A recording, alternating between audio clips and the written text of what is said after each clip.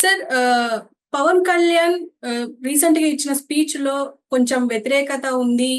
కూటమి ప్రభుత్వానికి అన్నట్టుగా ఉంది అని జెప్పేసి చంద్రబాబు నాయుడు వార్నింగ్ ఇచ్చారు. ఇదంతా పంచాయతీ అంతా మోడీ దగ్గరికి వెళ్ళింది అని జెప్పేసి అంటున్నారు. అసలు ఏం జరిగింది సార్? అసలు పవన్ కళ్యాణ్‌కి అండ్ చంద్రబాబు నాయుడుకి వచ్చిన రైవల్వరీ ఏంటి? పవన్ కళ్యాణ్ మొన్న పిఠాపురంలో జనసేన ఆవిర్భావ దినోత్సవ సందర్భంగా మాట్లాడిన ఉపన్యాసం చంద్రబాబుకి తలనొప్పి తెచ్చిపెట్టి విధంగా ఉంది అనేది వినిపిస్తుంది. అందుకని చంద్రబాబు పవన్ కళ్యాణ్‌ని సీరియస్‌గా హెచ్చరించాడు. ఇలాంటి సున్నితమైన విషయాల మీద మాట్లాడేటప్పుడు నువ్వు మాతో డిస్కస్ చేసి మాట్లాడాలి. ఎందుకంటే అది నీ ఒక్కడి వ్యవహారం కాదు, కూటమికి సంబంధించిన వ్యవహారం. ఎందుకంటే పక్క రాష్ట్రం తమిళనాడులో ఎంత కలకలం లేపినాందో ఈ ఉపన్యాసం మనం చూసాం.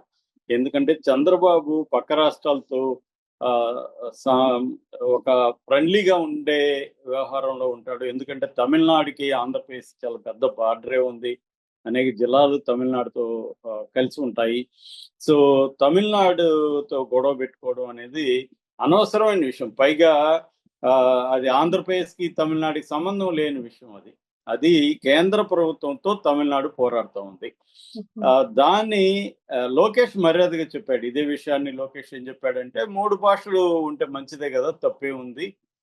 తమిళ వాళ్ళు ఎందుకు దీన్ని ఎక్కువగా ఇది చేస్తున్నారు అన్నాడు. దాని మీద తమిళోళ్ళు కూడా పెద్ద వ్యతిరేకత చూపియలేదు లోకేష్ మీద. ఆయన కొంత మర్యాదగా, జాగ్రత్తగా మాట్లాడాడు. పవన్ కళ్యాణ్ అటు కాదు. కావాలని రెచ్చగొట్టే విధంగా తమిళోళ్ళని మాట్లాడాడు. పైగా తమిళియన్స్ ఉద్యమాన్ని హిపోక్రసీ అని కూడా అన్నాడు. తీవ్ర పదజాలం ఉపయోగించాడు పవన్ కళ్యాణ్. అంటే ఒక ప్లాన్డ్‌గా తమిళ ప్రజల్ని, తమిళ పార్టీల్ని రెచ్చగొట్టి తమిళనాడులో తను పాపులర్ అవ్వాలి అన్న ఒక స్ట్రాటజీ పవన్ కళ్యాణ్‌లో కనబడుతుంది. ఎందుకంటే ఆయన జాతీయ రాజకీయాల్లో యాక్టివ్ అవ్వాలన్న ఒక లాంగ్ టర్మ్ ప్లాన్ ఏదో పవన్ కళ్యాణ్‌కి ఉంది. ముఖ్యంగా నెక్స్ట్ ఇయర్ తమిళనాడు ఎన్నికలు వస్తున్నాయి కాబట్టి తమిళనాడులో పవన్ కళ్యాణ్‌ని బలంగా ఉపయోగించుకోవాలని బీజేపీ కూడా ప్లాన్ చేస్తుంది. ఆల్రెడీ మహారాష్ట్రలో పవన్ కళ్యాణ్ ఉపయోగించుకున్నారు. అందువల్ల పవన్ కళ్యాణ్ తమిళ రాజకీయాల్ని ప్రెజెంట్ ముఖ్యంగా డీఎంకే పాలిటిక్స్‌ని అటాక్ చేయడం ద్వారా తాను అక్కడ పాపులర్ అవ్వాలి. ఎందుకంటే తీవ్ర వ్యతిరేకత వస్తది. దానివల్ల తాను పాపులర్ అవ్వొచ్చనేది పవన్ కళ్యాణ్ ఒక ప్లాన్ ప్రకారం అయితే చేశాడు. ఓకే. అది ఒక అంశం. దానివల్ల ఇప్పుడేమైంది తమిళనాడులో అన్ని పార్టీలు ఇటు డీఎంకే, ఏఐడీఎంకే, తర్వాత కమల్ హాసను, ఆహ్, ఆహ్, విజయ్, టీవీకే ఇలాగ అన్ని పార్టీలు కూడా పవన్ కళ్యాణ్‌ని సీరియస్‌గా అటాక్ చేశాయి. దీనివల్ల ఏమవుతుందంటే చంద్రబాబుకి అది తలనొప్పిగా మారే అవకాశం ఉంది. ఎందుకంటే అది రియల్ ఇష్యూ కాదు. మనకి ఆంధ్రప్రదేశ్‌కి, తమిళనాడుకి మధ్య ఎటువంటి గొడవలు లేవు. ఇప్పుడు ఈ ఇష్యూ వల్ల అనవసరంగా ఇబ్బందులకి నెట్టే వ్యవహారం. రెండవది తెలుగుదేశాన్ని నేనే నిలబెట్టాను. 40 ఏళ్లున్న తెలుగుదేశాన్ని నేను నిలబెట్టాను అన్న మాట తెలుగుదేశం లో విపరీతమైన వ్యతిరేకతకి కారణమైంది. అంతకుముందు నాగబాబు స్టేట్మెంట్ కూడా పవన్ గెలవడానికి ఇంకెవరైనా దోహదపడ్డారని భావిస్తే వాళ్ళ కర్మ అని మాట్లాడడం. అది ఆయన వర్మను ఉద్దేశించి మాట్లాడినా అది తెలుగుదేశాన్ని ఉద్దేశించినట్టే. ఎందుకంటే తెలుగుదేశం మద్దతు లేకుండా పవన్ కళ్యాణ్ పిఠాపురంలో గెలుచుండలేడు. 21 సీట్లు ఎమ్మెల్యే సీట్లు తెచ్చుకోలేడు. 2 ఎంపీ సీట్లు తెచ్చుకోలేని పరిస్థితి. అలాంటిది తెలుగుదేశం మద్దతు లేకుండా పవన్ కళ్యాణ్ వల్ల, జనసేన కార్యకర్తల వల్లనే మేము గెలిచాము అని మాట్లాడడం కూడా తెలుగుదేశంలో చాలా తీవ్ర వ్యతిరేకతకు కారణమైంది. అంటే ఎవరో చెప్పినట్టుగా తోక కుక్క తోక నాడిచ్చాలి గాని తోక కుక్క నాడిస్తున్నట్టుగా. ఎందుకంటే కూటమిలో మైనర్ పార్టీ పవన్ కళ్యాణ్‌ది, మేజర్ పార్టీ చంద్రబాబు. మైనర్ అంటే ఆయన పర్సెంటేజ్ ఓట్లు చూసుకుంటే 6.8% పవన్ కళ్యాణ్‌కొచ్చాయి. వీళ్ళది 40% దాటింది. సో, ఒక 6.8% వచ్చి 40% నా వల్లే నిలబడిందంటే అంతకంటే హాస్యాస్పదం ఉండదు. సో, ఇది చంద్రబాబు చేతగానితనం వల్లే పవన్ కళ్యాణ్ ఇలా మాట్లాడుతున్నాడు. ఎందుకు చంద్రబాబు ఎంతగా అతన్ని భరించాలి? మనకెంత అతను అవసరమో అతనికి అంతకంటే ఎక్కువ మనం అవసరం గదా! ఆ మ్యూచువల్ ఇది లేకుండా పవన్ కళ్యాణ్ వీలైనప్పుడంతా రెచ్చిపోతున్నాడు అన్నది తెలుగుదేశం దీంట్లో గూడా వస్తుంది. మూడవది ఇతను విపరీతంగా మతతత్వాన్ని పెంచి పోషించే విధంగా హిందూ మతతత్వం అనేది ఆంధ్రప్రదేశ్లో ఆల్మోస్ట్ ఉండదన్నమాట. ఎందుకంటే దానికి ప్రధాన కారణం అక్కడ ప్రధానంగా ఉన్న తెలుగుదేశం, వైసీపీ, ఈ 2 పార్టీలు కూడా సెక్యులర్ పార్టీలు. తెలుగుదేశం అవసరార్థం బీజేపీతో కలిసినా బీజేపీ ఐడియాలజీని తెలుగుదేశం ఎప్పుడు కూడా బలంగా ముందుకు తీసుకెళ్లలేదు.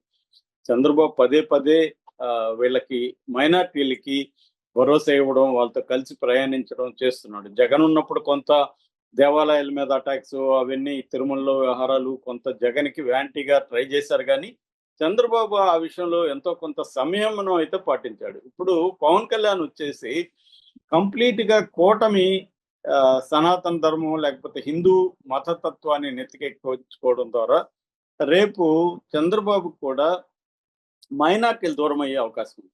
అంటే ఒక వ్యవహారం ఏం నడుస్తుందంటే పవన్ కళ్యాణ్ బీజేపీ కలిసి నెక్స్ట్ 2029 ఎలక్షన్లో విడిగా పోటీ చేయాలని ఒక ఆలోచన ఉన్నట్టు తెలుగుదేశాన్ని పక్కన పెట్టేసి పవన్ కళ్యాణ్ సీఎం క్యాండిడేట్ గా అనౌన్స్ చేసి వెళ్ళాలన్న ఒక వ్యూహం ఉన్నట్టు కనబడుతుంది. అందువల్ల పవన్ కళ్యాణ్ స్ట్రాటజీ ఏంటంటే, ఒకటి నేషనల్ వైడ్ గా పాపులర్ కావడం, రెండవది చంద్రబాబుని ఏదో ఒక రకంగా తగ్గించుకుంటూ తనని బీజేపీని పెంచుకుంటూ వెళ్ళడం వల్ల ఇటు హిందూ మతస్థుల ఓట్లన్నీ పోలరైజ్ చేసుకొని ఇవి మన ముస్లిం క్రిస్టియన్ ఓట్లు పడకపోయినా పర్లేదు అన్న బీజేపీ స్ట్రాటజీ నేషనల్ వైడ్ గా ఏది ఉందో అదే స్ట్రాటజీని పవన్ కళ్యాణ్ వెళ్తున్నాడు. అందుకని షర్మిల ఇప్పటి వరకు పవన్ కళ్యాణ్ మీద చిన్న విమర్శ కూడా చేయని షర్మిల కూడా ఇది ఆంధ్ర మత సేన అని ఆమె పిలిచిందంటే అర్థమవుతుంది. అట్లాగే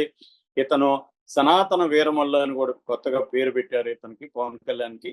సో మామూలుగా ప్రజల్లో తీవ్ర వ్యతిరేకత వచ్చింది, పొలిటికల్ పార్టీల్లో తీవ్ర వ్యతిరేకత వచ్చింది పవన్ కళ్యాణ్కి. సోషల్ మీడియాలో కూడా పవన్ కళ్యాణ్కి రకరకాల ఆయన కాషాయం బట్టలు వేశారు, ఒక దాంట్లో చెగువేర పెట్టి ఇంకో దాంట్లో శూలం పెట్టి, ఇలాగా ఇతను విచిత్రమైన కాంబినేషన్ అని పెట్టి చేశారు. అట్లాగే ఆయన గతంలో మాట్లాడిన విషయాలు కులం గురించి, భాష గురించి, మతం గురించి ఆయన గతంలో ఏం మాట్లాడాడు, ఇప్పుడేం మాట్లాడాడు పక్క పక్కన పెడితేనే అర్థమవుతుంది. ఆ పవన్ కళ్యాణ్ ఈ పవన్ కళ్యాణ్ వేరు వ్యక్తులేమో, ఇంత అపరిచితుడే సిగ్గుపడే అంత స్థాయిలో ఇతను మాట్లాడుతున్నాడు. ఫర్ ఎగ్జాంపుల్ ఒక దాంట్లో వాళ్ళ నాన్న మా నాన్నమ్మ ముట్టించిన దీపం దీనిలో సిగరెట్ ముట్టించుకొని వెళ్ళేవాడు, ఆయన దేవుణ్ణి నమ్మడు, కమ్యూనిస్ట్ అని చెప్పాడు.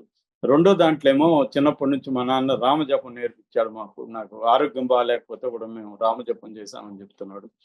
ఇలాగ అన్నిట్లో ఒక దాంట్లో ఏమో భాష మీరు తమిళోళ్ళని పొగుడుతున్నాడు. తమిళోళ్ళు చూడండి అందరూ ఒకటే ఈ భాషని వ్యతిరేకిస్తున్నారు, హిందూ ఇంపోజిషన్ ని, వాళ్ళ నుంచి మనం నేర్చుకోవాలంటున్నాడు. ఇప్పుడేమో వాళ్ళది హిపోక్రసీ అంటున్నాడు. ఇలాగా అంటే ఒక మిగతా రాజకీయ నాయకులు కూడా సిగ్గుపడే విధంగా పవన్ కళ్యాణ్ అంటే రాజకీయాలు చేయాలంటే ఇలా చేయాలి, అసలు సిగ్గు శరం రోషం మానం ఏమి ఉండద్దు, నువ్వేమన్నా మాట్లాడేసే, ఎప్పుడేమన్నా మాట్లాడేసి, నీకు ఏది అవసరం అది మాట్లాడేసే అన్నట్టుగా పవన్ కళ్యాణ్ తయారయ్యాడు.